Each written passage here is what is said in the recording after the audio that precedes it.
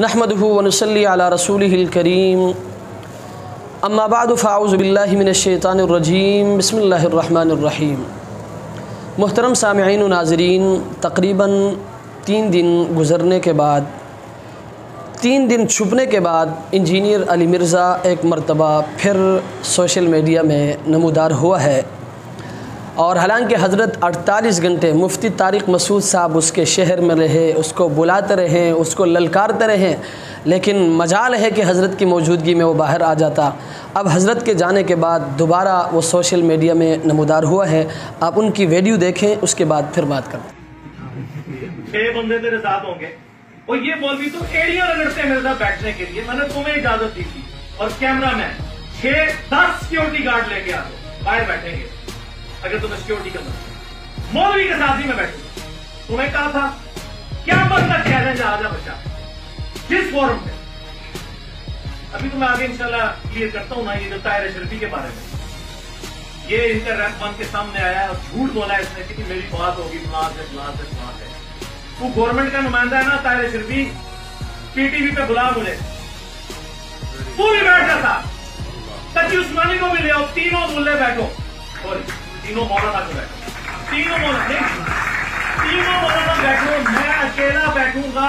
खुदा की कसम क़यामत तक के लिए जो बंदियत का जनाजा ना उठा वहां से। मोहतरम सामिईन व नाज़रीन, वीडियो आपने देख ली और वीडियो से साफ तौर पर यह पता चल रहा है और इस शख्स का चेहरा बता रहा है कि मुफ्ती तारिक मसूद साहब ने सही जगह पर पाँव रखा है।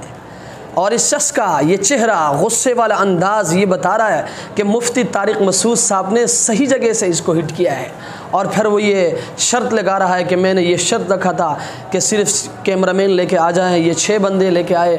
अरे अल्लाह के बंदे, अगर आपने यही बात करनी थी तो उन 48 घंटों में जिस वक्त मुफ्ती तारिक मसूद साहब आपके शहर में थे, आपको बुला रहे थे, आपको ललकार रहे थे, ये वीडियो आप उस वक्त बना के सोशल मीडिया में अपलोड करता।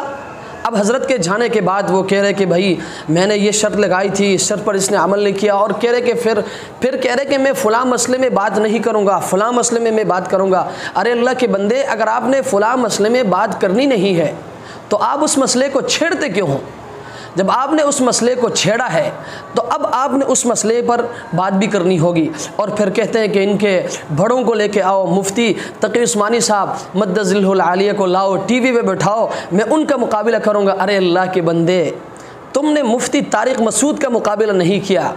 48 घंटे आपके शहर में आकर, आपके घर के बाहर आकर आपको ललकारते रहे, आपको बुलाते रहे, आपको बिठाने की दरख्वास्त करते रहे, आप उनका मुकाबला न कर सके। और ये छोटी मुंह बड़ी बातें मुफ्ती तकी उस्मानी की बात करते हो जिसको सारी दुनिया तस्लीम करती है, और फिर कह रहे कि इनको बिठाओ टीवी पे। कसम खा के कह रहे कि खुदा की कसम अगर मैंने देवबंदियत का जनाजा न निकाला। अरे अल्लाह के बंदे, देवबंदियत का जनाजा निकालने की कितने लोग ऐसी हसरत दिलों में लिए हुए इस दुनिया से चले गए। मुझे अल्लाह की ज़ात से उम्मीद है ये देवबंदियत मिटने के लिए नहीं आए हैं, तुम भी इंशाअल्लाह यही हसरत अपने दिल में लिए हुए इस दुनिया से चले जाओगे। और मैं इनके ब्लाइंड फॉलोअर से कहूँगा, तुम अंधे फॉलोअर मत बनो। इस शख्स की हकीकत लोगों के सामने आ चुकी है, इनकी बातों में सच्चाई नहीं है, इनकी बातों में सदाकत नहीं है। अब हज़रत के जाने के बाद फिर आकर चैलेंज कर रहे हैं, इनके बड़ों को बैठाओ, पहले इनका तो मुकाबला कर लेते, पहले मुफ्ती तारिक मसूद के सामने आ जाते हैं, उनसे बात करते हैं, उनसे गुफ्तगू करते हैं। तुम बात करते हो मुफ्ती तकी उस्मानी से बात करने की। आखिर में मैं इनके फॉलोअर से गुजारिश करूँगा, अब भी आपके पास वक्त है कि इस शख्स को छोड़ो और उलमाए हक़ की इत्तिबा करो। अल्लाह तबारक व तआला हमें समझने की तौफीक अता फरमाए। व आखिरु दावाना अनिल